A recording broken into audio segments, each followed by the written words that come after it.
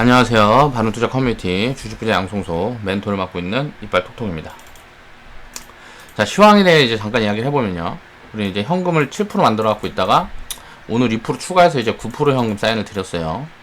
아직 제가 보고 있는 과열 신호가 코스피 구간에서는 아직 안 나왔어요. 그래서 그 부분들이 확인이 되면 자, 여기서 이제 현금을 10%에서 15% 정도 이제 추가적으로 만들어 보려고 고민을 하고 있고요. 자, 코스닥 같은 경우는 이제 저는 이제 밸류 판단을 하는데 기준은 코스피에 항상 둡니다. 밸류 체크가 코스닥은 불가능하기 때문에 그래요. 바이오 기업들이라든가 뭐 이런 부분들이 한 상장 기업들의 뭐 60%, 막 시가총액이 이렇게 차지하고 있기 때문에 코스닥 같은 경우는 밸류 판단이 불가능하기 때문에 자, 코스피의 기준을 두고 항상 밸류 판단을 해서 이 현금 대응에 대한 부분들을 정리를 한다. 그래서 이 가치에 대한 부분들은 제가 시장을 보고 있는 부분들은 계속 전 영상에서도 이야기를 했으니까 오늘은 이제 한번 이런 얘기를 해볼까 합니다. 지금 사람들이 보면 이제 막 1600포인트 때부터 자, 뭐 1800포인트 자, 1900포인트 요 구간에서 계속 비관론자였던 분들 있잖아요. 자, 지금 빠질 거다 쌍바닥 만들고 와야 된다. 자, 빠질 거다. 지금 코로나라는 리스크는 여태까지 있어보지 않은 리스크다. 막 이런 이야기들을 하면서 비관적인 이야기를 했던 분들이 그렇게 이제 전문가 방송이라든가 그렇게 나와서 여기저기서 이제 시황 같은 것들을 이제 정리를 해주는 분들이 핑계를 많이 대고 있습니다. 자, 반대로 이제 올라갔다. 자, 올라갈 거다. 이거는 뭐 바닥은 잡혔다. 올라갈 거다. 막 이렇게 계속 이야기를 했던 사람들은 어때요? 자, 핑계를 대고 있는 게 아니고 자랑을 하기 시작합니다. 자, 단기적으로 시장이 올라가고 내려갈 거다. 이런 것들은 예측이 불가능한 영역이에요. 예측이 불가능한 영역인데 이걸 가지고 자랑을 하고 틀렸을 땐 핑계를 대고 아니면 아예 언급을 안 하고 틀렸을 때는 맞췄을 땐 자랑을 하고 뭐 이런 식의 짓거리들을 하고 있는 거예요. 쓰잘데없는 짓거리들이란 말이에요. 아무 필요가 없는 거예요. 자, 가치가 예를 들어서 1이에요. 1인데 이게 0.5까지도 빠질 수가 있는 거고 자, 3까지도 올라갈 수가 있는 게 주식시장이란 말이에요. 이 변동성들을 예측을 한다는 게 가능하냐는 거예요. 불가능하다라니까요. 이 가치가 1이라는 것만 알 수가 있는 거예요. 그러면 3위가 있으면 자, 1까지 내려오겠지. 자, 0.5가 있으면 자, 1까지 올라올 거야. 자, 이 전망을 가지고 이걸 가지고 기준을 두고 대응을 해가야 되는 거예요. 현금이든 주식이든 앞으로 시장 전망이든. 그런데 왜 이게 가치라는 것도 변동이 있으니까 1에서 0.8로 내려올 수도 있지 않냐. 0.7로 내려올 수도 있지 않냐. 내려올 수 있죠. 가치라는 것도 변화가 있습니다. 그래서 내려올 수 있어요. 근데 뭐가 문제일까요? 자산가치와 미래가치, 쉽게 말하면 성장가치와 이익가치라는 부분들은 저는 이제 이익가치도 이제 미래가치라고 보는 쪽이고요. 자, 성장가치도 미래가치라고 보는 쪽입니다. 자, 성장률과 이익 같은 부분들은 계속 변하죠. 그렇지만 이런 부분들을 왜 산출을 할까요? 상승 여력이 얼마나 남았는지 그런 부분들을 체크를 해서 어디서부터 분할 매도를 잡아갈 건지 매도 포지션을 체크를 하기 위해서 미래의 부분들을 체크를 하는 거란 말이에요. 자, 현재 가치는 왜 분석을 할까요? 자, 자산 가치와 미래 가치를 자, 플러스해서 분석을 하는 이유는 자, 지금 이게 밸류 매력 지금 사면 기간은 어느 정도 정해놓고 이게 어디까지 올라갈 거다라는 걸 가정하기 위해서 하는 게 아니란 말이에요. 기간이라는 걸 정하면 안 돼요. 투자를 할 때는. 우리는 그럼 주식 투자를 왜 해야 될까요? 장기적인 관점으로 한 번도 빠진 적이 없으니까. 수백 년, 수천 년 동안 계속 올라왔으니까. 그 이유를 분석을 해보고 공부를 해보면 자, 자본시장이라는 게 자본시장, 자본주의. 자, 글로벌리 보면 민주주의 국가들은 거의 다 전부 다 자본주의를 채택을 하고 있죠.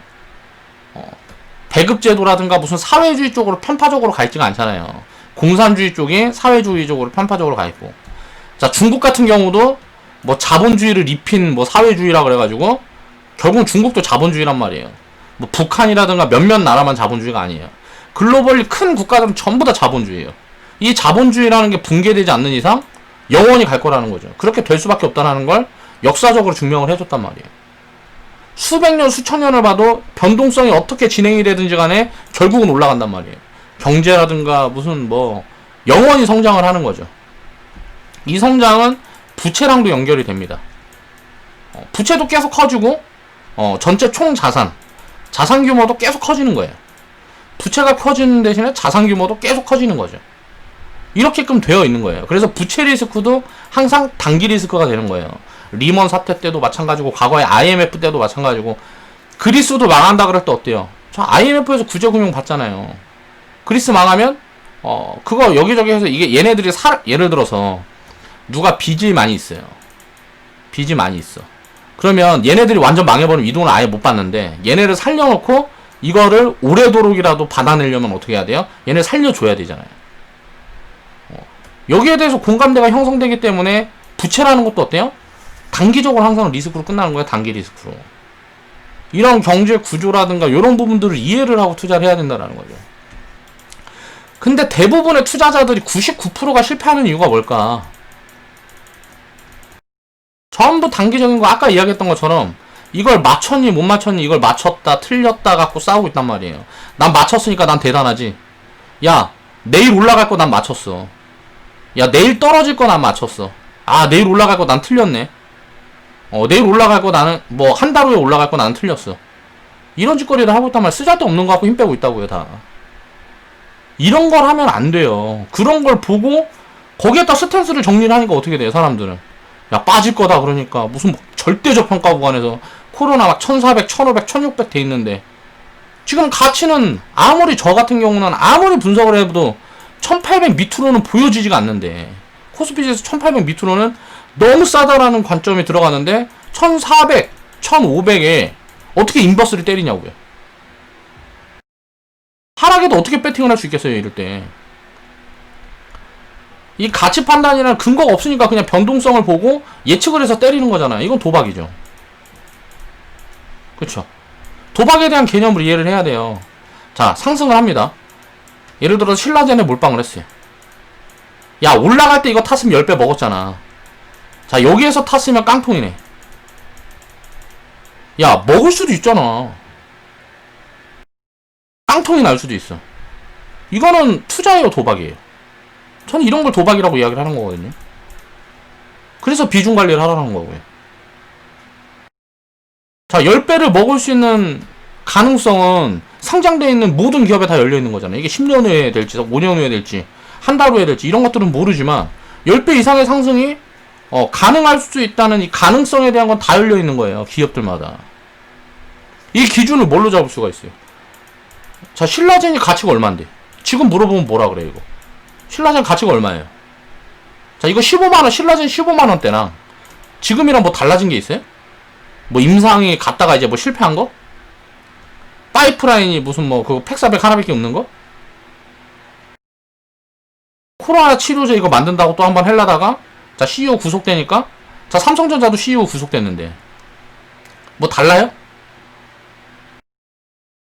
아니, 이 리스크라는 거는 당연한 거예요. 없을 수가 없는 거. 사업에 리스크가 없는 사업이 어디 있어요. 주식 투자를 할 때 우리가 그걸 이해를 해야죠. 사업. 자, 기업은 뭘 하는 거예요? 자, 사업을 하죠. 성과가 안 좋을 수도 있고 망할 수도 있잖아요. 이거를 망할 걸 생각하고 사업하는 사람이 있어요? 자, 투자자는 망할 걸 생각하고 투자를 해야 되는 거예요. 사업하는 사람들도 사실 망할 걸 생각하고 사업을 해야죠. 그 부분에 대한 리스크 관리가 돼 있어야 된다는 얘기를 하는 거죠. 삼성전자가 망한다고 이재용이 망할까요? 삼성전자가 망한다고, 자, 이재용 씨가 망할까요? 이건희 씨가 망할까요? 삼성전자가 망하는 거잖아요. 삼성전자는 망할 수 있죠. 이재용 씨가 거기에다 몰빵을 안 해놓으면 삼성전자 망한다고 이재용 씨는 안 망하죠. 당연한 거란 말이에요. 기업이 망한다는 걸 받아들여야 돼요. 망할 수 있다라는 것도 받아들여야 되고. 우리는 항상 주식 투자를 하는 이유는 뭐예요? 상승은 무한대예요. 졸리 대표님 막 TV 나와서 얘기하는 거 보세요. 네이버로 8000% 수익 중이래요, 지금. 네이버로 지금 8000% 수익 중이래요, 졸리 대표님은. 자, 과거에 삼성화재로 3만% 수익냈대, 3만%. 이런 거 구경이라도 해본 적 있어요? 지금 주식 투자 한다는 사람들이 이런 거 구경이라도 해본 적 있냐고요. 버핏은 코카콜라로 몇 배 수익 냈을까요? 코카콜라로. 계속 사니까 수익률도 줄어들겠죠, 당연히. 뭐 500%, 1000% 찍혔더라고, 포트폴리오에 들고 있는 거 보면. 근데 이게 언제부터 가고 있었던 거야? 그때부터 지금 수익률로 치면은 이게 수익률이 지금 얼마예요? 자, 이런 부분들을 이제 우리가 생각을 해야 되는 거죠. 그럼 장기적으로 기업이 성장은 무한대인데 손실은 아무리 커봐야 100%잖아요. 수익은 3만 프로도 나는데 손실은 100%잖아. 그러면 3만 프로 나는 기업이 한 개만 있고, 자, 99개를 100% 망하는 기업 갖고 있어서 수익이 얼마예요? 자, 여기서 마이너스 9,900% 빼봐야 3만 프로면 2만 1000%가 남잖아요. 그럼 여기에서 100개 갖고 있으면 210% 나는 거잖아요. 한 종목만 3만 프로 놔도. 주식 투자는 요런 것 때문에, 자, 망하는 기업을 더 많이 고르기가 힘들어요. 우리가 이제 투자를 하다 보면 회원분들도 생각을 해보세요. 그 사이에 변동성이라는 거는, 이거는 손실도 아니고 수익도 아닌 겁니다. 내가 보유하고 있는 구간에 빠진 거, 수익이 난 거, 수익이 나고 있는 거, 빠져 있는 거는 수익도 아니고 손실도 아닌 거예요. 어떤 결정을 해야 수익이 확정되고, 결정을 해야 손실이 확정되는 거죠. 그러면 우리가 이제 한번 생각을 해보세요. 시장이 많이 빠져갖고 폭락이 오면 어떻게 되겠어요? 내가 갖고 있는 주식 중에, 자, 투자 기간이 얼마 되지 않았다면 70%에서 90%는 다 마이너스일 거 아니에요. 보유하고 있는 종목들이. 시장이 코로나 폭락 때처럼 폭락이 나오면 내가 보유하고 있는 종목의 70% 90%는 다 마이너스가 나 있는 게 당연하죠. 투자 기간이 길지 않으면. 근데 IMF 때 1999년에 부터 지금까지 투자하고 있다가 코로나 맞은 사람이, 자, 손실 종목이 몇 개나 될까요? 이때부터 갖고 있었어, 종목들을. IMF 때 이후부터 지금까지 갖고 있었다고 생각을 해보자고요, 주식들을. 그래가지고 코로나 폭락 왔다 그래갖고 손실 중인 종목이 10%나 될까요? 10%도 안 되겠죠. 이때부터 갖고 있었는데 어떻게 손실이 나냐, 이거. 손실이 나는 게 이상한 거지. 거의 100%가 다 수익 중일 거 아니에요. 수익 중에 변동성이 이렇게 있는 거겠지. 자, 이 변동성, 단기적인 변동성이라는 거는 맞출 수가 없는 부분이다라는 걸 인정을 해야 돼. 거기에 노력을 하면 안 된단 말이에요. 변동성이라는 거를 맞추기 위한 노력을 하면 안 된다는 거예요. 이걸 하기 때문에 다 망하는 겁니다. 이걸 하기 때문에 다 단타를 하는 거고요. 사람들은 굉장히 멍청해요. 인간들은 정말 멍청한 동물이란 말이에요. 야, 단타에서 성공한 사람 본 적이 없어. 단타에서 성공한 사람은 상위 0.01% 될까 말까야. 이런 사람들 가끔 있죠. 트레이더, 특별한 탤런트를 가지고 있는 사람들. 자기 관리가 정말 엄청나게 잘 되고, 거의 뭐 진짜 거의 중급 돼야 돼, 중. 우리가 뭐 이야기하는 도인 정도 돼야 이게 가능한 거란 말이에요. 이런 멘탈을 다스리고 할 수 있는 사람들은 이 기술을 알고 있었다고 다 할 수 있는 게 아니에요. 이 기술을 100명한테 가르쳐줘도 99명은 무조건 깡통 나요. 왜? 이 자기 관리라는 거를, 멘탈 관리라는 걸 할 수 없기 때문에 똑같은 기술을 갖고 100명이 해도 99명은 깡통 난다고요. 이걸 이해를 해야 돼요. 이 변동성이라는 걸 맞출 수가 없기 때문에 그러는 거예요. 근데 심리적으로 대응을 하는 순간 작살 나는 거예요. 원칙을 정해놓지 않고. 그걸 할 수가 없기 때문에 절대 하지 말라는 거예요. 장기 투자를 하면, 자, 손실 중에 다 버틸 수 있어요. 왜? 본전 생각을 다 하니까. 인간의 본성을 기억해야 된단 말이에요. 본전 생각을 한다고. 그래서 손실 중에 다 버틸 수 있다고. 근데 진짜 중요한 건 뭐예요? 장기 투자하는 중에 수익을 견디는 게 힘든 거예요. 수익을 견디는 건 아무나 하지 못해요. 손실을 견디는 건 누구나 다 해요. 다 본전 생각을 하기 때문에. 거의 100명이면 99명이 합니다. 존 버라 그러죠? 그냥 존나게 버티는 거야. 이건 누구나 해. 그러다가 존나게 버티다가 뭐 3년이고 5년이고 지나서 손절치고 뭐 요런 것들은 그렇게 나오는 이유가 기업 가치를 안 보고 그냥 빠진 것들만 사기 때문에 그래. 빠진 것들만. 내 계좌에 처음에 10개 샀다가 빠진 것들만 계속 사는 거죠. 수익 난 거 팔아갖고. 100% 전부 다 수익을 보기 위해서. 100% 전부 다 수익을 보기 위해서 투기를 하기 때문에 망가지는 거예요. 내가 갖고 있는 종목도 100% 전부 다 수익을 보길 원해요. 내가 산 종목 100%가 전부 다 수익을 보길 원한다고. 이건 불가능한 거거든요. 그렇기 때문에 손실을 인정할 줄도 알아야 되는 거예요. 투자를 한 사람들은. 자, 수익을 어떻게 견딜까요? 가치라는 거, 적정 가치가 얼마다, 어디부터 팔까, 이런 것들을 알지 못하면 견딜 수 있습니까, 이거 수익을? 자, 50% 올라갔다가 30%씩 빠지고, 다시 막 200% 올라갔다가 50%씩 빠지고, 300% 올라갔다가 70%씩 빠지고 하는데, 자, 이런 변동성을 견딜 수 있냐고. 이 가치가 얼마인지 알지 않으면. 그렇기 때문에 가치 판단을 하는 거예요. 우리 회원분들은 어떻게 버틸 수 있을까요? 물어보잖아, 마. 이거 적정 가치가 얼마예요? 어디부터 팔면 돼요? 자, 이거 가치가 안 보이는 종목은 대충 100%면 줄여두고 보세요. 던져요. 자, 코멘트가 다 나가잖아요. 그리고 밸류가 남아있는 종목은 100%고 뭐고 얼마까지 보유해보세요. 얼마부터 팔아갈 겁니다. 뭐 이런 거 해주면 우리가 이제 뭐 PNT 같은 거는 5,000원, 6,000원부터 샀단 말이에요. 5,000원, 6,000원 매수가 잡혀있는 회원분들 굉장히 많아요. 그런데 지금 뭐 12,000원 됐어도 매도 사인 안 나가잖아요. 2만원부터 팔 거라고 제가 코멘트 드리고 있죠. 원래 적정 가치는 한 55,000원 봤는데 조금 다운사이드가 나와갖고 지금은 한 41,000원 정도 보여요. 근데 2022년 추정치가 나오면 여기서 업사이드 가능성도 있단 말이에요.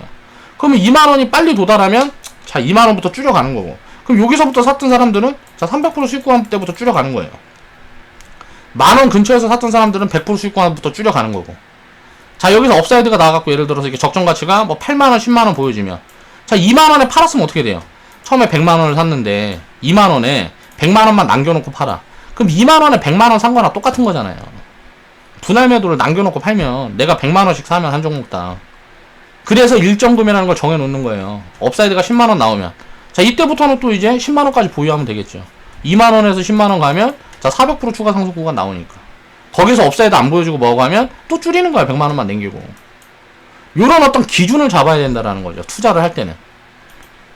자 회원분들도 생각을 해보세요. 내가 10만원을 샀어. 일정금이 10만원이야. 일정금이 100만원이야. 일정금이 1000만원이야. 자, 이 사이즈가 시간이 지나면서 커지겠죠. 그쵸? 자산 사이즈가 점점 커질 거 아니에요, 시간이 지나면. 자, 제가 뭐라 그랬어요? 10년에 더블 간다 그래. 10년이면 10배 난다 그랬잖아요. 왜? 자, 3년이면 곱하기 2 되니까, 이 곱하기 2를, 6번 반복하면 18배예요. 아, 18배가 아니고 몇 배야? 1, 4, 1, 2, 4, 8, 12. 자, 10배까지, 자, 3년을, 몇 번이야? 5번. 자, 12에서 24, 48, 84. 맞나, 이거? 뭐가 잘못된 것 같은데? 8. 아, 이게 16이구나, 16. 아무튼간, 이렇게 되면, 대충 20년 평균 치면, 100배가 나온단 말이에요. 자, 3년에 곱하기 2인데, 딱 3년 간다고 곱하기 2가 나와야 돼요? 자, 이 변동성이 3년 안에 어떻게 일어날지 모르니까, 3년 기간으로는 이 데이터가 안 잡히죠. 10년, 20년 데이터를 봐야 이 데이터가 잡히는 거란 말이에요. 자, 거기에 대한 부분들도 다 정리를 해드렸죠. 왜 그렇게 될 수 있고, 그렇게 될 수밖에 없고, 그동안 투자자들이라든가, 자, 복리에 대해서 연구한 많은 사람들이 만들어 놓은 데이터를 그냥 딱 조합해보면 그렇게 나오는 거예요. 내가 만들어낸 게 아니고, 뭐 뻥카치고 뭐고 하는 게 아니고. 그 정도 수익률만 목표해서 하는 거예요. 투자하는 사람들은. 충분히 가능하다라는 거죠. 지수라는 게 연평균 8% 상승하니까, 연평균 6%에서 8% 상승하니까, 이건 배당을 뺀 상승률이니까요. 배당은 현금으로 돌려주는 거니까. 배당이 우리나라 배당 성향이 어때요? 전체 상장지수 보면 지금 2% 정도 된단 말이에요. 배당 성향이 우리나라가. 그럼 여기다 2% 플러스 알파가 있는 거잖아요. 자, 8%씩이면 10년이면 더블이 된다고요. 자, 곱하기 2가 돼요. 자, 여기에 아웃퍼폼 수익률을 1년 평균 8% 더하면 자, 곱하기 4가 되겠죠.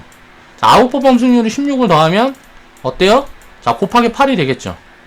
자, 그 피터 린치는 14년 동안 마젤란 펀드에서 아웃퍼폼 수익률이 21%인가 냈어요.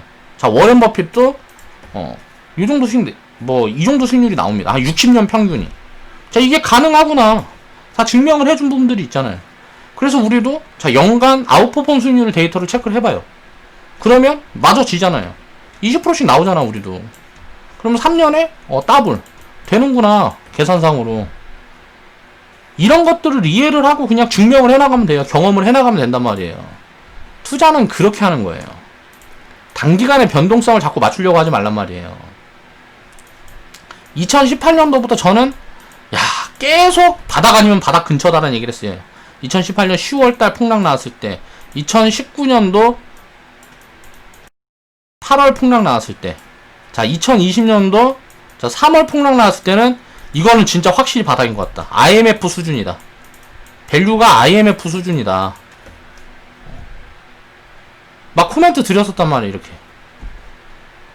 이거는 2008년도보다 훨씬 싸다. 2010년도 3월 달에는.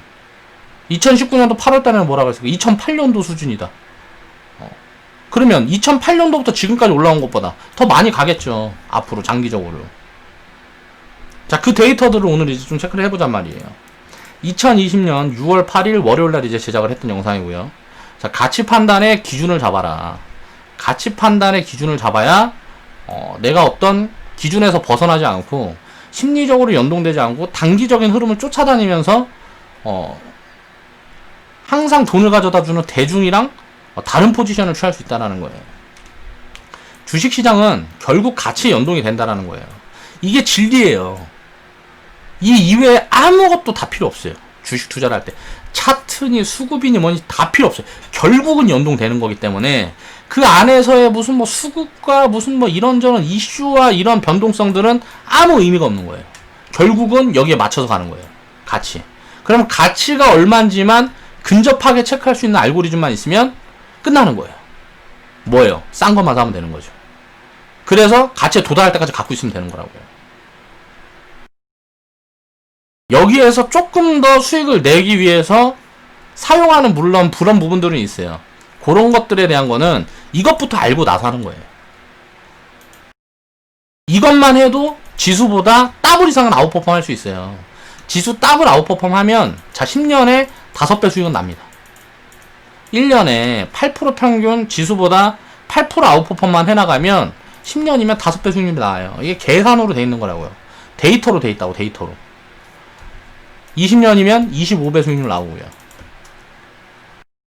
이것보다 더 내는 거는 이제 그건 이제 능력이 있는 거죠. 거기에 대한 이제 능력 차가 있는 건데 진짜 가벼운 수익률 그 정도는 누구나 할 수 있다라는 거예요. 주식 투자를 하면. 근데 그 원리를 깨닫지 못하는 게 참 안타까울 뿐이죠. 자, 세상은 돌고 돈다. 자, 돈의 흐름을 이해를 하자. 다우지수가 보면 어때요? 우리나라 IMF 이때 이후에 2배도 못 올라갔어요. 우리나라 IMF 때 얘네는 IMF 없었잖아요. 미국은 우리나라 리스크였잖아요. 그러니까 미국은 어때요? 그 이전에 많이 올라갔다가 여기서 이제 이렇게 횡보 조정을 하는 거예요.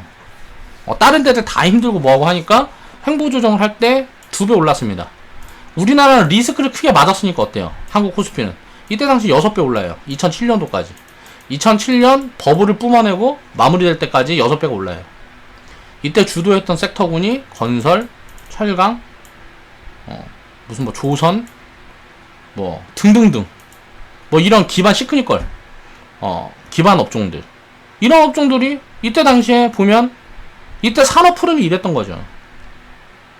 그리고 중국 상해는 5배가 올라가고 우리보다 훨씬 빠른 기간에 5배가 올라가죠. 자, 글로벌 증시가 다 좋을 때 어때요? 미국 증시는 철저하게 소외됩니다. 자, 그렇게 철저하게 소외된 상황에서 리스크를 만나요. 자, 성장률이 떨어지니까 버티고 하다가 리먼 사태를 만나면서 미국이 어때요? 이거 IMF는 한국에 있던 리스크예요. 자, 리먼 사태는 어때요? 미국에서 나온 리스크잖아요. 그쵸? 리먼 사태가 미국에서 나온 리스크니까 그 다음에 미국이 글로벌에 제일 강한 거예요. 미국에서 나온 리스크니까. 자, 그럼 코로나는 어디서 나온 리스크예요? 중국에서 나온 리스크잖아요. 앞으로 중국이 제일 강할 거라니까요. 그럴 가능성이 굉장히 높다는 거죠. 한국도 강할 거고. 제가 이거를 언제부터 얘기를 했어요? 2017년도부터 계속 얘기를 하고 있죠. 근데 그게 이제 증명이 되고 있는 게 뭐예요? 글로벌에서 한국 증시가 가장 강화되잖아요, 지금. 코로나 이후에 반등이 들어올 때 글로벌 증시에서 한국이 가장 강하다고 그러죠. 코스닥도 가장 강하고 코스피도 가장 강하고. 자, 중국은 어때요? 자, 코로나 때 빠지질 않아. 왜 안 빠질까? 2015년도에 보니까 한국이나 미국이나 뭐 글로벌리 보면 이건 이제 유럽 리스크였기 때문에 2011년도부터 유럽이 많이 안 좋았고, 그 다음에 보면 2015년에 이제 브렉시트 있었던 것도 이것도 영국 리스크잖아요. 그러니까 다른 나라도 들 빠지는데 중국은 어때요? 자, 이 브렉시트 이거 있기 전에 많이 올랐거든요. 또 단기적으로 먼저 올라가니까 폭락을 먼저 두들겨 맞았어요. 이미 이때 빠질 때 거의 다 빠진 거예요. 자산 밸류에이션이 맞춰져 있다라는 거예요.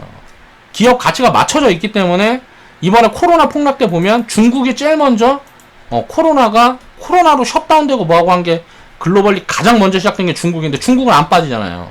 이걸 이해하려고 그런다고. 단기적인 변동성을 어떻게 아냐고요, 이걸. 왜 이걸 이해하려고 그러냐고. 중국은 어때요? 이때 안 빠지니까 못 올라가잖아요. 빠진 데가 올라가는 거야. 나스닥 사상 최고가 경신하고 한국 증시도 보면 코스닥이 어때요? 그동안에는 코스피만 강했고 코스닥은 계속 소외됐는데 지금 이제 작살났다 움직이니까 어때요? 코스피가 강했으니까 코스피에만 물려있는 거예요. 사람들이 돈들이 코스피에 물려있다고요. 기존에 있던. 그러니까 코스피보다 코스닥이 강한 거예요. 코스닥이 소외됐으니까. 자, 소외된 자산이 강해지고 이런 반복되는 흐름들이 순환매 흐름이란 말이에요. 기노업에서 보면. 자, 그러면 다시 이제 얘기를 해볼게요. 한국에서 리스크가 있었던 IMF 이후에 제일 강했어요. 그렇죠? 자, 근데 우리나라 강할 때 중국도 따라서 강했죠. 자, 아시아 증시 통화랑도 연결이 됩니다. 미국 달러. 미국에서 양적 완화한다고 돈 무지하게 찍어내는데 달러가 안 떨어져. 최근에 어때요? 달러 떨어지는 흐름들이 나오고 있죠. 자, 그리고 전 세계에서 부동자금이 가장 많은 국가 중에 하나가 한국이에요. 근데 그 부동자금들이 어때요? 금리가 초토화되면서 금리가 0%대니까 이제 자, 부동자금들이 슬슬 들어오고 움직이는 것들이 보여지잖아요. 그쵸? 자, 여기서 이제 앞으로 단기적인 변동성들은 나오겠죠. 자, 올해 이제 하반기에 저는 이제 변동성이 나올 거라고 생각을 하는데 그런 것들 이후에 어떻게 될 거냐를 생각을 해보면 앞으로 10년은 미국보다 한국, 중국이 훨씬 강할 거다. 저는 그렇게 생각을 해요. 여기에서 이제 예외적인 경우가 나오려고 그러면 미국과 중국이 전쟁을 해서 중국이 망한다든가 뭐 요런 결과가 만들어지지 않는 이상 그럴 거라고 생각을 하는 거죠. 이거를 계속 이야기를 했단 말이에요. 왜? 자, 리먼 사태라는 리스크 이후에 미국 증시가 어때요? 글로벌이 가장 강하게 움직였단 말이에요. 뭐 나스닥이 전 세계에서 제일 셌죠. 근데 그렇게 센 거는 뭐예요? 저 그 자, 팡 기업들이 그렇게 흥하고 뭐하고 할 수 있었던 요인들이 뭐예요? 리먼 사태가 있었기 때문에 가능한 거라고요. 이런 원리들을 우리가 이제 이해를 해야 되는 거죠. 자, 다우지수 무슨 나스닥보다 한국 증시, 중국 증시는 어때요? 2분의 1도 못 올라갔어요. 그럼 이제 앞으로 어떻게 될까요? 이렇게 해서 밸류가 어때요? 지금 딱 보면 자, 미국 같은 경우는 밸류를 14배, 16배를 주는 게 맞아요. 왜 그럴까요? 자, 미국은 왜 14배에서 16배를 받을까요? 성장 섹터 비중이 70% 됩니다. 미국은 성장 섹터 비중이 70% 돼요. 자, 그리고 기존 굴뚝산업 비중이 30% 돼요. 우리나라는 어떨까요? 우리나라는 제조업 같은 굴뚝산업 비중이 70%예요. 성장산업 비중은 뭐 한 30%나 될라나? 모르겠어요. 아무튼 그래요. 그러니까 어떻게 돼요? 미국이 어때요? 좋은 거죠. 그럼 앞으로도 계속 성장산업들이 좋을 건데 금리가 지금 저점이잖아 라고 이야기를 하는 사람들이 있겠죠. 자, 생각해보세요. 금리가 20년째 최저점이에요. 20년이 아니고 10년이 넘었죠. 2008년부터 양적 완화를 끊임없이 하다가 이번에 코로나 때는 여기 뭐 2008년도에 한 거 2배 이상을 했죠. 양적 완화를. 달러 약세가 진행이 되고 물가가 움직이기 시작하면 어떻게 될까요? 저는 그래서 회원분들한테 그런 얘기를 했습니다. 나중에 자, 환율이 1050원 밑으로 내려갈 가능성이 굉장히 높아 보인다. 달러 약세가 이제 계속 지속이 돼서 이 시기는 내가 언제일지 모르지만 이때는 이제 한국 증시가 굉장히 많이 올라갈 거고 그때부터는 저는 이제 미국 주식을 사야 된다고 생각을 해요. 자, 소외가 될 거니까. 한국 환율이 이번에 1200원 막 이렇게 올라오기 전에 1150원 막 이렇게 시겠단 말이에요. 자, 달러 강세가 어때요? 지속되는 구간들이었어요. 그러다가 리스크가 터지면서 달러가 안전자산이다 그래서 달러로 더 몰리니까 그 수요 이상을 코로나 때 풀어버렸단 말이에요. 물가 무조건 움직인다고 봐요, 저는. 그럼 어떻게 될까요? 물가가 움직이기 시작하면 금리 올라가고 자, 제조업들이 좋아질 거다. 앞으로 10년은? 자, 그럼 야, 4차 산업시대인데 제조업이 뭐가 좋아? 라고 이야기를 하는 사람이 있겠죠. 자, 4차 산업의 핵심이 뭐예요? 4차 산업의 핵심이 뭡니까? 자, 언택트 비대면 이딴 것만 이야기를 한다고요. 자, 4차 산업의 핵심이 뭐예요? 자, IT. 그쵸? 반도체. 그리고 또 이런 얘기 할 거예요. 5G. 자, 이런 인프라들이 깔려요. 그러면 결국 이걸 갖고 뭐 할 건데요? 이런 걸 하는 이유가 뭐야? 반도체로 4차 산업에 막 소재로 써가지고 반도체를 써서 뭘 만들 건데? 자, 5G 인프라 구축해서 뭘 할 건데? 자율주행차 할 거잖아요. 그쵸? 자율주행차들 돌아다니면 어떻게 될까요? 유통시장 개편되겠죠. 드론 같은 거 띄울 거잖아. 드론으로 막 배달하고 뭐하고 할 거잖아요. 자, 유통시장 완전 개편되겠죠. 어떻게 될까요? 유통기업도 인건비 줄어들겠죠. 그 다음엔 어떻게 될까요? 자, 자율주행차가 돌아다니고 막 드론 날라다니고 하려 그러면 기존 지금 있는 SOC 갖고 돼요? 지금 인프라 갖고 되냐고요. 대규모 SOC 진행돼야 될 거 아니에요. 우리나라만 그래요? 전 세계적으로. 그러면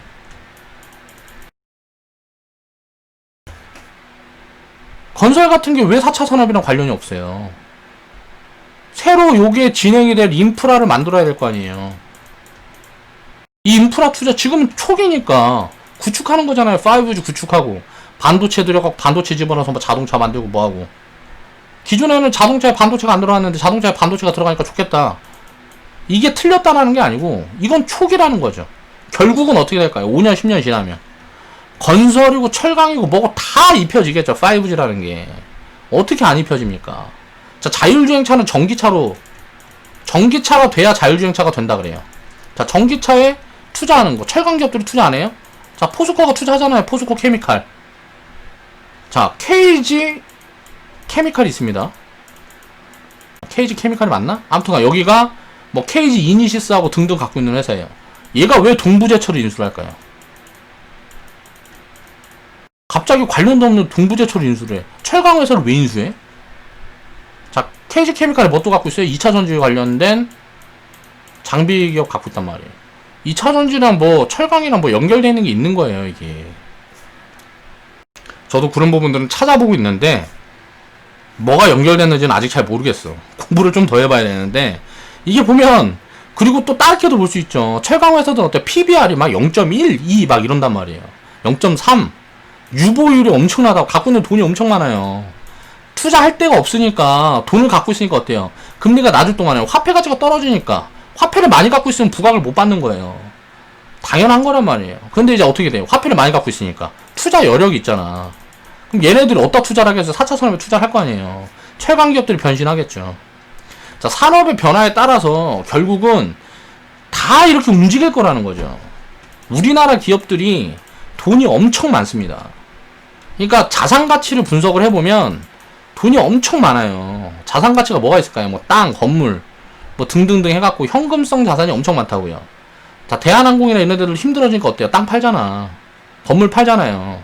대기업들 건물들이랑 이런 거 누가 받아주고 있어요? 개미들이 받아주는 거죠. 부동산 개미들이 받아주는 거죠. 지금 30대. 자, 부동산 이제 보세요. 10년, 20년 후에 어떻게 되나. 이런 그림들이 딱 그려져야 된다고. 투자하는 사람들은. 지금 눈앞에 보이는 딱 카카오 언택트 해갖고 그것만 보고 있는 게 아니란 말이에요. 카카오가 지금 가치가 얼만데요. 그 가치를 받는 게 합당해? 이런 부분들을 생각을 해야죠. 개인 투자자들 그럼 왜 코로나 있을 때 초기에 카카오를 안 사고 지금 사냐고요. 왜 삼성전자를 왜 코로나 터졌을 때 2015년도에 샀으면 좋잖아요. IMF에 샀으면 더 좋았을 텐데 왜 동학개미운동이 지금 불어갖고 삼성전자를 왜 이때 샀을까? 이거 마케팅이에요. 마케팅. 뉴스에서 엄청 때리니까 산 거잖아요. 이거 사람들이. 야, 그런단다. 개미들 우리나라 삼성전자 믿으니까 가만히 생각해보니까 그래.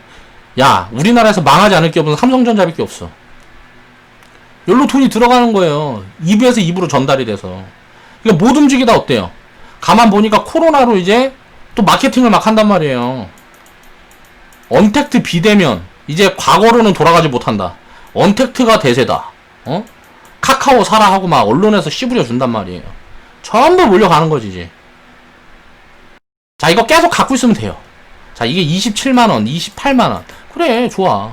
뭐 이거 한 10년 듣고 있으면 이거 뭐 100만원 안 가겠어? 10년 안 들고 있을 거잖아. 2, 3년 있다 15만원 되면 팔 거잖아요. 난 15만원 밑으로 내려오면 살 건데. 어? 저는 카카오 7만원대, 10만원대 추천드렸습니다, 형분들한테. 그리고 나서 개미들 열심히 사고 있으니까 여기다 좀 파세요. 라고 코멘트 드렸어요, 여기다. 구라 1도 없어요, 이것도. 지금 사람들이 부각을 받고 관심을 받는 거는 비싸게 팔 수 있는 기회예요. 삼성전자 내가 왜 추천을 안 할까요, 이거? 회원분들한테. SK 하이닉스는 사도 삼성전자는 애매하다는 얘기를 해요. 왜 그럴까요? 사도 좋지만 많이 사지 마세요. 이거 상승여력이 내 기준에는 30% 50%밖에 안 보여지거든요. 업사이드 예를 들어서 이게 뭐 100% 업사이드가 나온다. 그러면 이거 부품주들은 상승률은 500%씩 나옵니다, 이거. 뭐 하려고 삼성전자 사요? 삼성전자가 앞으로 뭐 할 건데요? 투자할 거잖아요, 지금. 투자는 뭐예요? 돈 쓰는 거잖아요.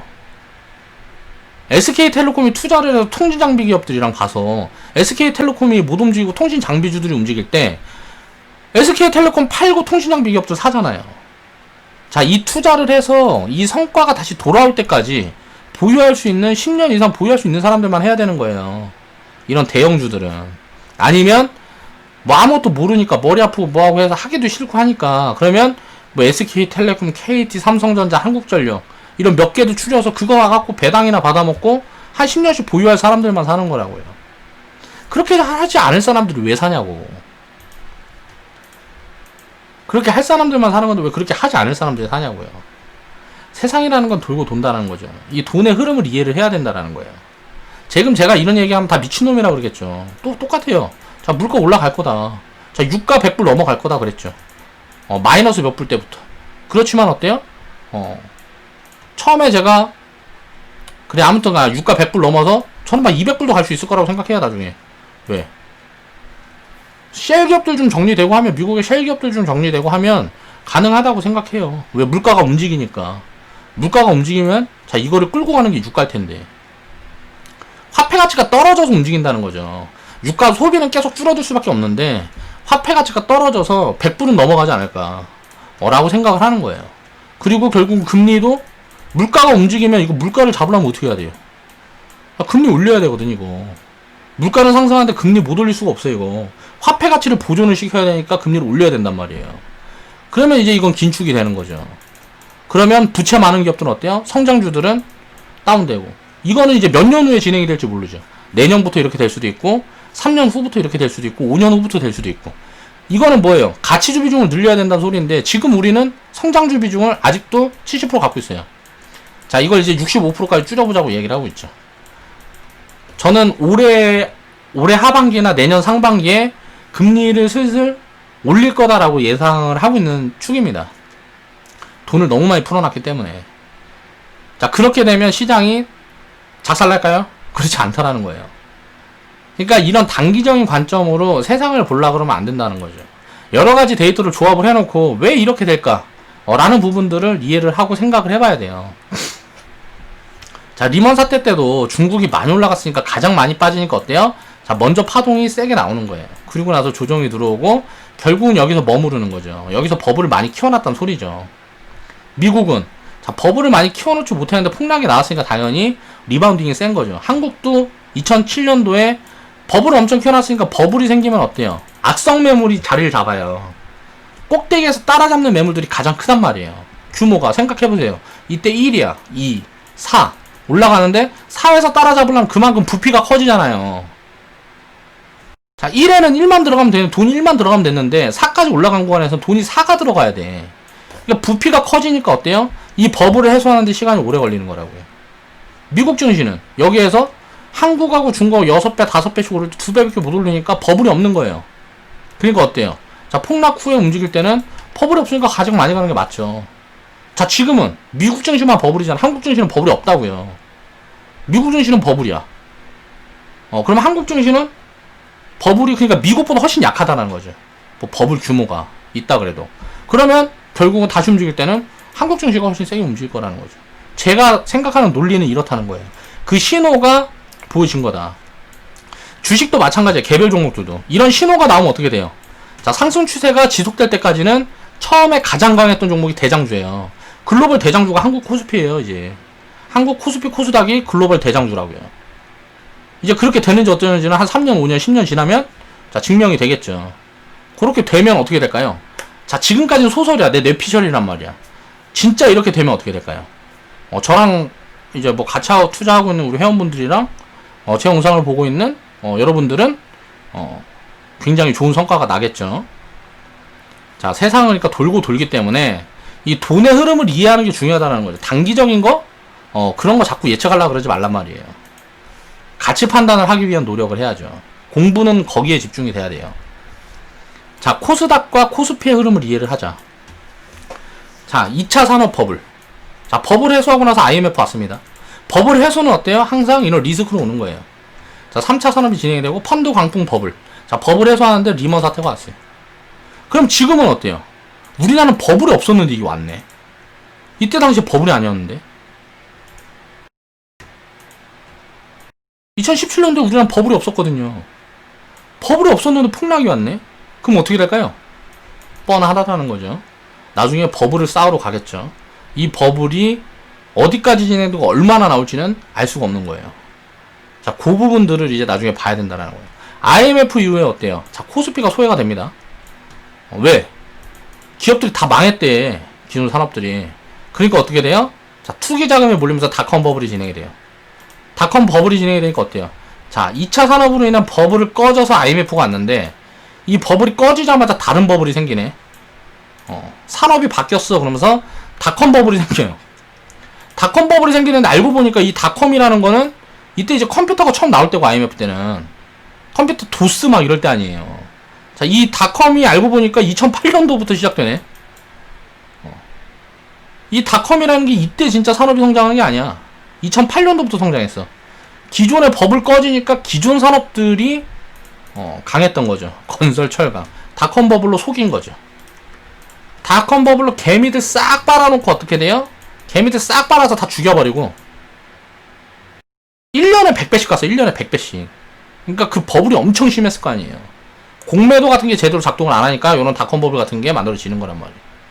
그러니까 걔 작살 난 다음에 자 이제 본격적으로 건설, 철강, 조선 뭐 우리나라 전체 산업들이 또 버블을 만드는데 이 버블 때는 되게 웃긴 게 자, 수주라는 게 야, 뭐 건설회사에서 뭐 2조를 했니 10조를 했니 막 20조를 했니 막 그래요. 수주를 이렇게 했대. 야, 이거 하면 영업이익률이 10%만 나와도 이게 돈이 얼마야 해갖고 그 가치를 싹 반영을 해놨어. 근데 알고 보니까 야, 20조짜리 딱 까보니까 적자가 막 5조 막 이런 거지. 지금 뭐가 똑같아요 이거랑? 지금 막 이게 뭐가 똑같아요? 항공,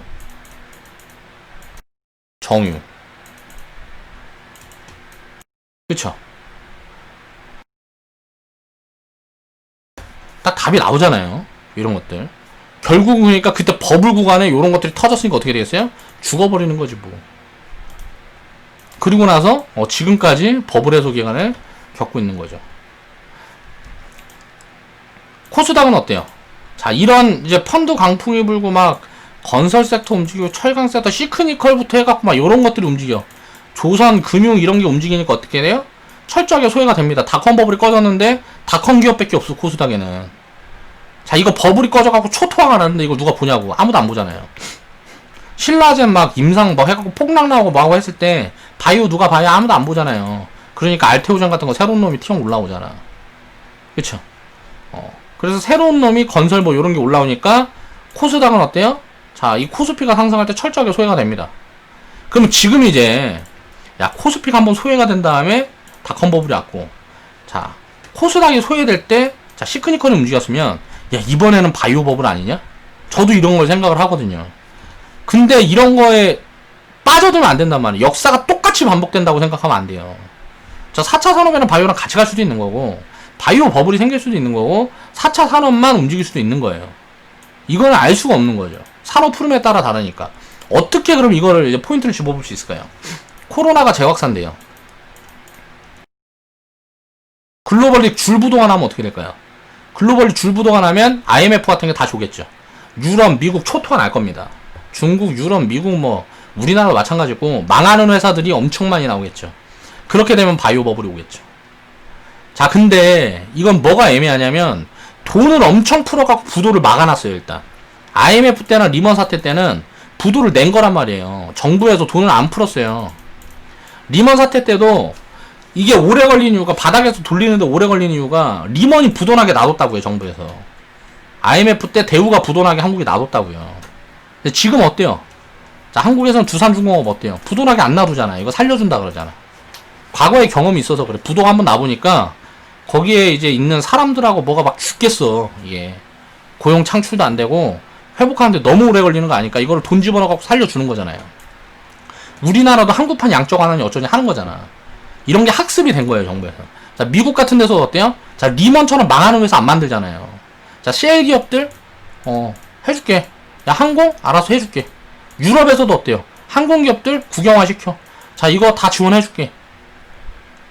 지금 그래서 부도가 안 나요, 기업들이.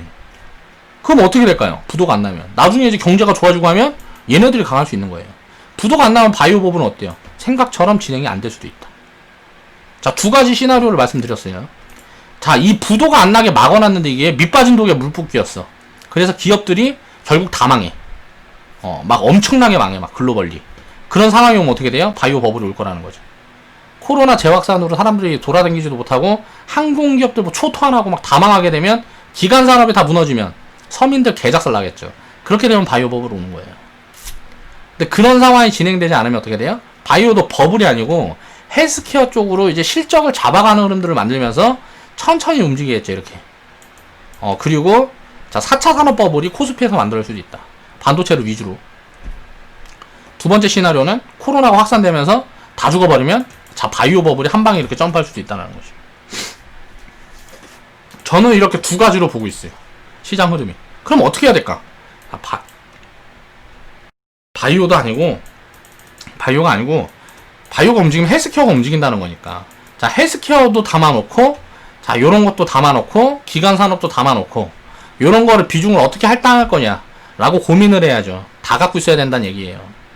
어떻게 될지 모르는데 왜 한 개만 갖고 있냐고. 그냥 다 갖고 있으면 되지. 나는 정말 제일 이해가 안 되는 게, 예를 들어서 삼성하고 마이크론하고, 자, 미국의 뭐 마이크론하고 우리나라 삼성하고 SK 하이닉스하고 예를 들어서 뭐 TSMC는 뭐 이거는 그 대만의 얘 같은 경우는 뭐 시스템 반도체니까 좀 다른 부분들이 있기는 하지만 반도체 경쟁업체가 뭐 인텔이고 또 무슨 AMD고 뭐 등등등 예를 들어 있다고 치자고요. 그러면 왜 이거 하나만 사냐고. 이거 다 사놓으면 되잖아. 요즘에 누구는 이길 거 아니야. 새로 경쟁자가 생겨. 엄청 강한 경쟁자가 누가 생겨. 그것도 사면 되잖아요. 투자를 이렇게 하면 안 돼요? 그럼 이 중에 뭐 하나 잡아먹는 애는 수십 배 성장, 이거 하나 망해도 얘가 수십 배 해줄 거잖아요. 투자 이렇게 하면 되잖아.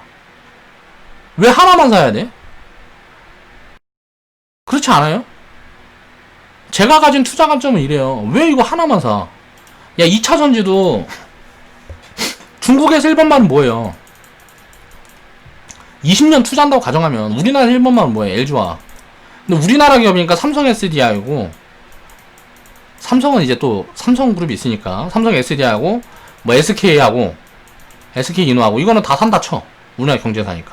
자, 중국에는 CATL도 사놓고 테슬라도 사놓고 또 유럽에 있는 전기차 회사들 말고 완성차 업체도 몇 개 사놓고 자동차도 이렇게 다 사놓으면 되잖아요. 야, 또 보면은 자율주행차는 우버가 또 셀 것 같은 우버도 사놓고 다 사놓으면 되잖아 그냥. 그럼 이 중에 누군가는 될 거 아니에요. 이거를 추릴 수 없을까요? 투자를 하면? 그러니까 왜 투자를 이렇게 안 하냐고요. 저는 이렇게 분산을 해서 투자를 해야 된다고 생각하는 거예요. 섹터도 마찬가지고 그런 식으로 분산을 해야 된다는 거죠. 자, 과거와 앞으로의 미래는 다를까요? 다르지 않을 거라고 생각해요, 저는. IMF 때처럼, IMF부터 지금까지의 20년. 자, 지금부터의 20년. 다를까요? 뭐 성장률이나, 무슨 뭐 이런 것들은 좀 차이가 있을 수 있겠죠. 뭐 수익 폭이라든가, 더 클 수도 있고, 더 작을 수도 있고. 그건 이제 아직 모르는 거니까.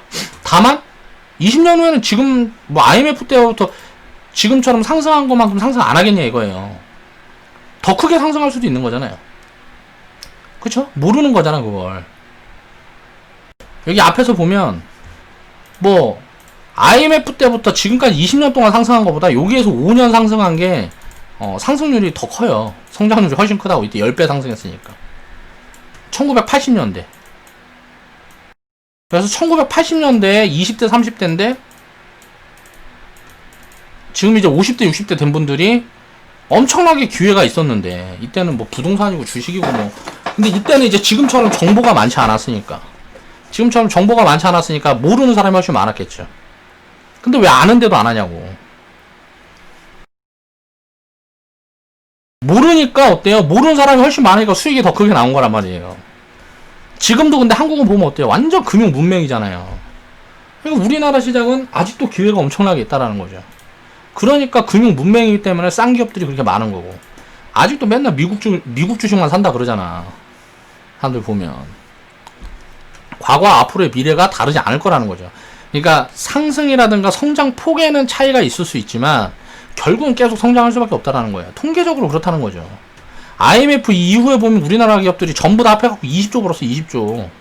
2007년도에 80조 벌고, 자 2007년도에서 이제 10년 지나간 다음에 130조 벌었단 말이에요. 자 이게 뭐 버는 돈이 이게 성장하잖아요. 그럼 앞으로 10년 20년 후에는 200조 500조 안 벌까요? 뭐 1000조 벌 수도 있는 거잖아, 기업들이. 그렇지 않아요? 뭐 1000조 버는 기업이 뭐 이익으로 1000조 버는 기업 하나가 1000조를 벌 수도 있는 거지, 뭐 20년 후에는. 그러니까 이런 걸 생각을 해보면 이런 무궁무진한 가능성이 있는데 왜 투자를 주저하냐 이거예요. 여기에서 보면, 자 제가 이제 그림을 그려놨는데 그림을 똑같이 코스피인데 두 개로 그려놨습니다. 코스닥 같은 경우는 밸류 체크가 안 되기 때문에 그려놓은 거예요.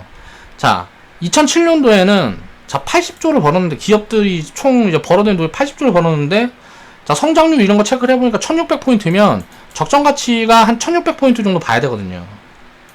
그런데 이게 버블이 20% 30% 껴있었어. 그럼 어떻게 돼요? 버블이 과하잖아요. 그래서 20% 30%만 빠지면 되는데 리먼 사태라는 게 갑자기 나오면서 리스크가 번지니까 어때요? 거기에서 추가적으로 더 빠지는 거죠. 그래서 기업이익이 40조까지 줄어들었어. 80조에서 40조까지 쪼그라들었으니까 2분의 1 되는 게 맞는데, 요때 당시에도 2008년도에도 보면 어때요? 뭐 사실 800포인트 밑으로 빠졌어도 할 말이 없는 거죠. 결국은 바닥은 890포인트에서 자꾸 올라왔는데, 800포인트 밑에서 빠졌어도, 800포인트 밑에까지 빠졌다 올라왔어도 이건 합당한 수준의 밸류 구간이었다는 거예요. 그리고 이제 유럽 리스크 있었던 이제 뭐 2011년부터 2016년 뭐 요 구간에는 우리나라 기업들이 평균 100조를 벌었으니까 2000선 근처에 있는 게 맞는 거잖아.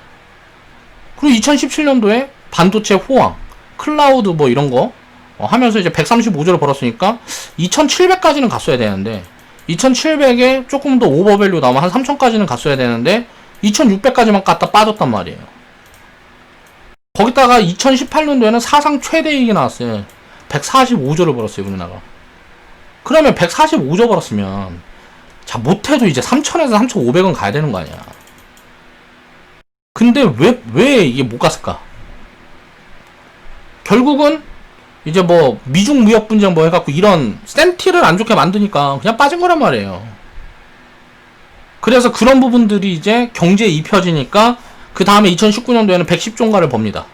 자 2200포인트까지 올라왔잖아요. 적정 밸류 수준이에요. 자 코로나 때 폭락이 났는데 야 70조 80조 벌 거야 해갖고 빠졌는데, 이거 막상 뚜껑 까보니까 야 그래 못해도 90조는 벌겠는데, 70조까지 벌 거야. 70조까지 이익이 쪼그라들 거야. 기업이익이 전부 다 반토막 날 거야. 자 이런 전망이 입혀지면서 1400까지 빠진 거란 말이에요. 근데 이거 가만 생각해보니까 야 그래도 못해도 90조는 벌겠어. 자 1800까지 올라왔다가 야 아니야 100조는 벌 수 있을 것 같은데, 자 2000까지 올라와요. 자 90조에서 110조 생각해보면 1800포인트에서 자 2200포인트, 자 적정 가치가 딱 나오는 거예요. 지금 이제 2200 넘어가 있으니까 야 올해는 근데 이거 이상은 못할 것 같아. 이거는 솔직히 안 될 것 같아. 2분기에 뭐 실적 쇼크 나오고 뭐 하면 110조는 내가 봤을 때 안 될 것 같아. 그럼 어떻게 될까요? 자 그래서 조정이 좀 진행될 가능성이 있다라고 지금 현금을 만드는 거죠. 자, 그 부분에 대한 내용은 세부적으로 들어가면 내용도 많고 해서 이제 회원방송에서 회원분들한테 위주로 정리를 해드렸고요. 자, 그래서 이거를 저는 이제 보니까 2000년대부터 우리나라가 지금까지 상승해온 걸 보니까 사이클이 몇 년 주기냐 라는 걸 체크를 해보니까 3년이라고 나오는 거예요. 그래서 36개월 선을 보는 거예요. 자, 이평선은 요런 것 때문에 보는 겁니다. 요런 것 때문에. 편하게 보려고. 그래서 36개월 선을 쫙 그어놓고 보니까 이 까만 선이 36개월 선이란 말이에요. 자 36개월 선 밑에 있을 때 분석해보면 다 저평가라고요. 여기에서는 주식 90% 100% 갖고 있고, 자 요 위로 올라갔을 때 자 현금 20%에서 50% 정도 대응해주면 되는 거 아니냐. 자 요렇게 대응했을 때 어떻게 됐을까. 자 그림 딱 그려보니까 그냥 답 나오잖아요. 그럼 이제 여기서 더 움직이면 어때요? 자, 성장이 본격화되고 뭐 하는데 이제 증시가 움직이기 시작하면 어때요? 이제 현금을 만들어갈 구간이구나. 다시 요 밑으로 내려오면 야, 또 이제 주식 다 채워야지. 자, 이 롤링 좀 해주면 아웃펌프하면 수익률을 내기가 쉬우니까. 다만 현금을 과하게 만들면 안 되기 때문에 수익에 대한 또 리스크가 될 수 있기 때문에 현금을 과하지 않게 만들려고 그러면 자, 뭘 기준으로 해야 될까? 가치 판단을 기준으로 해서 지금 예를 들어 1800에서 2200이 적정 가치인데 지금 6월이다. 그럼 아직도 6개월 남았으니까 자, 예를 들어서 2200이라 그러면 그러니까 이런 것들을 생각을 해야죠. 그러면 이제 평균 포인트가 2000포인트잖아요. 올해 추정치의 평균이 한 2000 정도니까 지금 이제 2200선이면 자, 10% 정도 현금을 만드는 게 맞다. 근데 여기에서 이제 6개월이 있잖아요. 그래서 이거를 해서 5% 정도 더 입혀주는 거예요. 그래서 이제 목표로 15% 정도 현금을 지금 구축을 해놓고 있는 거란 말이에요. 그렇지만 지금은 아직 과열 시그널이 안 나와서 현금은 9% 정도 만들어 놓은 구간입니다. 자, 현금이라는 것도 이렇게 밸류에 맞춰서 움직여야 추가 상승이 나온다 그래도 현금을 더 만들어갈 수가 있고요. 추가 상승이 나와서 예를 들어 2300까지 움직이고 2400까지 움직이면 어떻게 할 건데, 현금 지금 30% 만들어 놓으면 2300, 400 가면 뭐 50%, 70% 만들 거예요, 현금을. 그랬다가 만약에 4000 가면 어떻게 할 건데. 자, 밸류가 부담이 생겨있는 정도 선에서 현금을 합리적으로 운영을 해야 된다는 거죠. 운영을 할 거면. 그렇지 않으면 현금이라는 거 운영 안 하면 되고요. 그런 계산 복잡하고 뭐하고 한다 그러면 그냥 주식만 두고 있으면 돼요. 뭘로 현금을 만들어. 많이 빠지면 한 10년 들고 있으면 되지 뭐. 이렇게 생각을 해야 된다는 거죠. 항상 이런 폭락이라는 게 나오면 자, 1, 2년 안에는 어떻게 쇼부가 납니다. 역사적으로 그러지 않은 적이 없어요. 한 번 있다, 한 번. 대공황 때. 아, 2번 있네. 2차 세계대전 때. 근데 대공황 때도 그렇고 2차 세계대전 때도 그렇고 어때요? 그만큼 조정이 길었기 때문에 대공황 이후에 2차 세계대전 이후에는 역사적으로 가장 강력한 그레이트 파동이 나왔죠. 이런 조정이 앞으로 있을까요? 있으면 대박이지. 한 5년 놀면 그 다음에 30년은 맞아 있는 거니까. 그런데 주식 투자를 하는 사람들은 만약 이런 리스크를 만나면 어떻게 될까요? 2차 세계대전이나 뭐 3차 세계대전이나 대공황 같은 걸 만나면 주식시장의 99%는 떠나겠죠. 나는 거기서 살아남아야지. 이런 생각을 하면서 투자를 접근을 해야 된다는 거죠. 그래서 오늘은 주식시장은 결국 가치에 연동이 되기 때문에 자, 기준을 어디에 둘 거냐면, 기준을 많은 사람들은 가장 큰 문제가 뭐냐면 변동성에 둬요. 자, 빠질 거다 올라갈 거다에 기준을 둔다고요. 주식 투자를 할 때. 알 수가 없는데 그걸 알 수 있는 것처럼, 그러니까 이 변동성이라는 게 장기 변동성은 예측을 할 수가 있죠. 어느 정도. 지금이 버블이다, 많이 싸다라는 걸 알 수가 있기 때문에 가치 판단을 하면 장기 변동성에 대한 건 예측을 할 수가 있는데, 자, 단기적인 변동성인 건 예측을 할 수가 없는데 이걸 맞추기 위해서 노력을 한다고요. 그러니까 미친 짓들 하고 있으니까 전부 다 피곤한 거예요. 기준을 가치에 두라는 거죠. 그러면 전부 다 쉬워져요. 그리고 걱정할 필요가 없어요. 자, 회원분들 경험해봤잖아요. 이제 2018년도 10월에도 2018년도 10월에도 폭락이 왔어. 아이고, 19년도 8월에도 폭락이 왔네. 20년도 3월에도 폭락이 왔어. 지금 지수가 뭐 V자 반등이니 뭐니 해도 어때요? 자, 뭐 2017년도부터 투자한 분들은 그 고점 2700포인트에서 보면 2600포인트야? 2600포인트에서 보면 아직도 20%싼 구간이잖아요. 20% 내려와 있는 구간이잖아요. 근데 계좌가 이때 시작한 분들도 있단 말이에요. 회원분들이 지금 계좌가 20%가 마이너스 돼 있냐고요. 다 플러스잖아. 이런 변동성 아무것도 아니잖아요. 오히려 기회잖아요. 이게 이때만 힘든 거지, 지나면은 다 기회인데 왜 이런 걸 자꾸 걱정을 하냐 이거예요. 그런 거 하지 말라고요. 그리고 상승을 너무 믿어버려도 안 되고, 상승을 너무 믿어버리면 어떻게 될까요? 야, 이거 계속 갈 거야, 끝도 없이 갈 거야, 있는 거 다 팔아서 때려 박을 거 아니에요. 비시고 뭐고 있는 대로 다 해가지고. 결국은 이제 상승을 너무 믿어버려도 리스크인 거고, 상승을 너무 믿어버리면 부채 함정에 빠집니다. 그래서 깡통 나요. 그리고 자, 폭락이라는 거를 두려워하면 어떻게 돼요? 소극적이 되죠. 소극적으로 되면 어떻게 돼요? 투자 자산을 줄이면 돼요. 내가 진짜 이런 거에 대해서 내 멘탈 관리가 안 되면 술값 가지고 하세요. 술값 가지고. 그렇게 해서 경험을 쌓아. 술값 10만원 가지고 10년 동안 100만원 만들어 보고, 자, 20만원 갖고 100만원 만들어 보고 투자 시작하란 말이에요. 내가 이런 게 멘탈 관리가 안 되면. 모르겠어요. 오늘은 그냥 되는 대로 일단 하고 싶은 얘기도 쫙 해봤는데, 이런 부분들에 대해서 한 번씩 다 생각을 해보셨으면 좋겠어요. 자, 회원분들도 마찬가지고요. 제 유튜브 영상을 시청하시는 시청자분들도 마찬가지고요. 자, 오늘 영상 마무리하겠습니다.